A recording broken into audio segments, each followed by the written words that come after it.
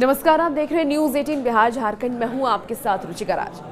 Delhi railway station पर भगदड़ मची और इस भगदड़ में हजारों लोग घायल हो गए और काफी ज्यादा लोगों की मौत हो गई और इस हादसे का शिकार महिलाएं और बच्चे भी हुए हैं। रेलवे के मुताबिक कुंभ स्नान के लिए प्रयागराज जाने वालों की भारी भीड़ की वजह से ये भगदड़ हुई है और ये हादसा ऐसे समय में हुआ जब रेलवे की तरफ से लगातार स्पेशल ट्रेनें चलाने और कुंभ मेले की भीड़ पर वॉर रूम यानी कि मॉनिटरिंग रूम के जरिए नजर रखने का दावा किया जा रहा है।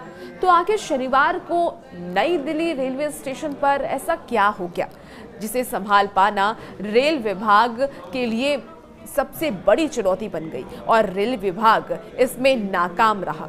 लोगों को अपनी जान गंवानी पड़ी। आइए आपको इस वीडियो के जरिए बताते हैं कि नई दिल्ली रेलवे स्टेशन पर शनिवार की उस रात 15 मिनट क्या हुआ। उस 15 मिनट में आज इस वीडियो के जरिए हम गौर करेंगे उस जिस दौरान ये हादसा हुआ। एक एक पहलू पर बात करेंगे कि आखिर इतने सारे लोग इकट्ठे कैसे आ गए। क्या इसकी जानकारी पहले से रेल विभाग को नहीं थी और आ गए तो उसे संभाल पाना रेल विभाग के लिए कितनी बड़ी चुनौती थी। सबसे पहले जानते हैं कि उस रात क्या क्या हुआ था। तो शनिवार को नई दिल्ली रेलवे स्टेशन पर शाम के 7 बजे के करीब अचानक मुसाफिरों की संख्या बढ़ने लगी और इस स्टेशन से प्लेटफॉर्म नंबर 12 के शिव गंगा एक्सप्रेस शाम के 8 बजे रवाना हुई।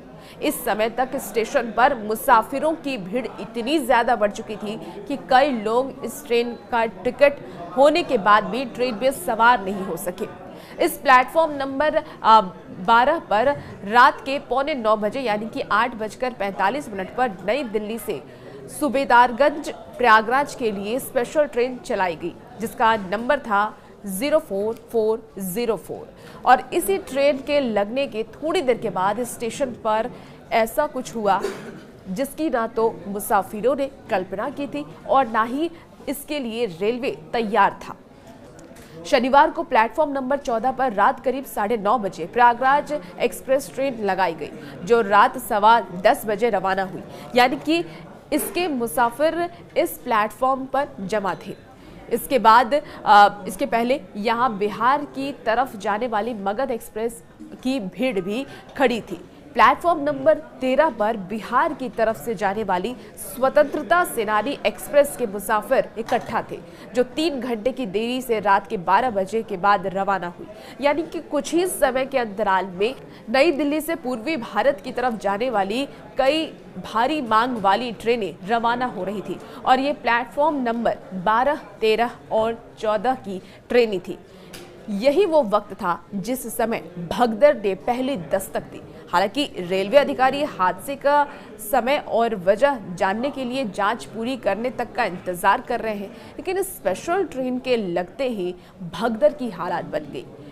आपको बता दें कि उत्तर रेलवे के प्रवक्ता ने ये बताया है कि प्रयागराज की तरफ जाने वाली स्पेशल ट्रेन की घोषणा के बाद ये हादसा हुआ है। जिस वक्त प्लेटफॉर्म नंबर 12 पर कुंभ स्पेशल ट्रेन के लगाने की घोषणा की गई, उस वक्त प्लेटफॉर्म नंबर 14 पर मुसाफिरों की भारी भीड़ थी। प्रयागराज स्पेशल ट्रेन जो चलाई गई है प्रयागराज एक्सप्रेस, उसका वो लोग इंतजार कर रहे थे।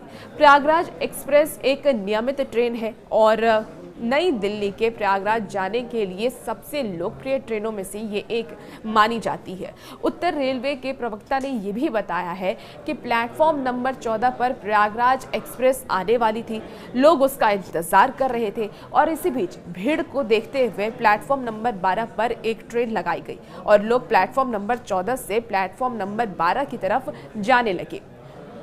सिलसिलेवार तरीके से आपको यह हादसा बता रहे हैं और इसी में लोग एक दूसरे को क्रॉस करने लगे। कोई फिसल गया, कोई गिर गया। ये दुखद घटना उसके बाद ही हो गई और इस दौरान स्टेशन पर मौजूद एक चश्मदीद का ये भी कहना है कि रात के करीब 9:30 बजे तक भीड़ बहुत ज़्यादा बढ़ चुकी थी, लेकिन भगदड़ शुरू नहीं हुई थी।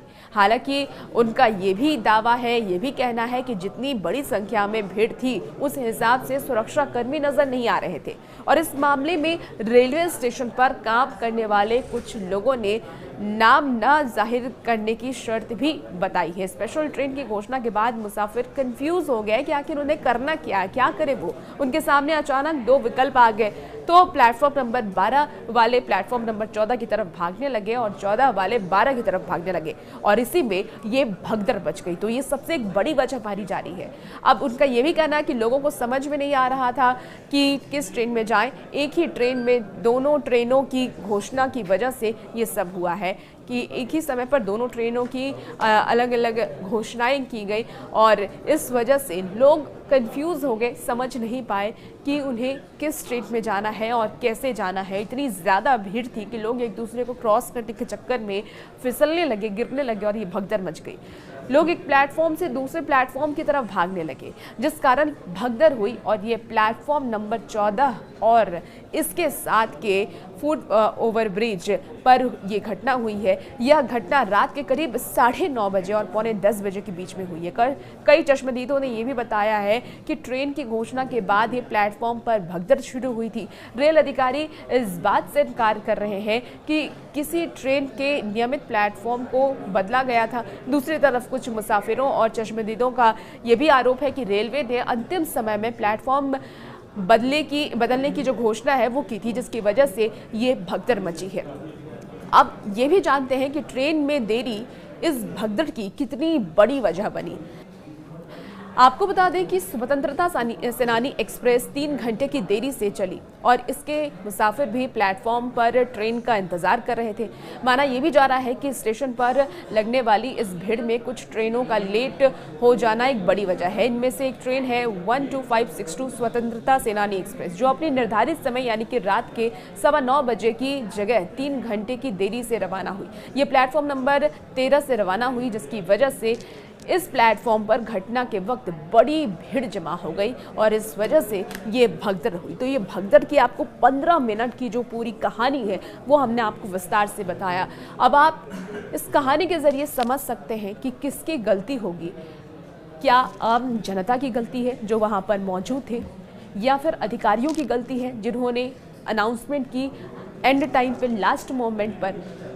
तो ये तो आप डिसाइड कर लीजिए कि इसमें किसकी गलती। हालांकि अधिकारी ये कह रहे हैं कि जांच का विषय है और जांच के बाद पता चलेगा कि आखिर ये भगदड़ हुई क्यों, लेकिन इस भगदड़ की वजह से कई सवाल अब खड़े हो रहे हैं कि आखिर अधिकारी क्या कर रहे थे। क्या अधिकारियों को पता नहीं था कि इतनी भीड़ आने वाली है? क्या पुख्ते व्यवस्था थे स्टेशन पे? अगर स्टेशन पे पुख्ते इंतजाम थे तो आखिर ये भगदड़ कैसे मची? ये सवाल का जवाब तो आने वाले वक्त में पता चलेगा। फिलहाल इस वीडियो में इतना ही। बने रहिए न्यूज़ 18 बिहार झारखंड के साथ।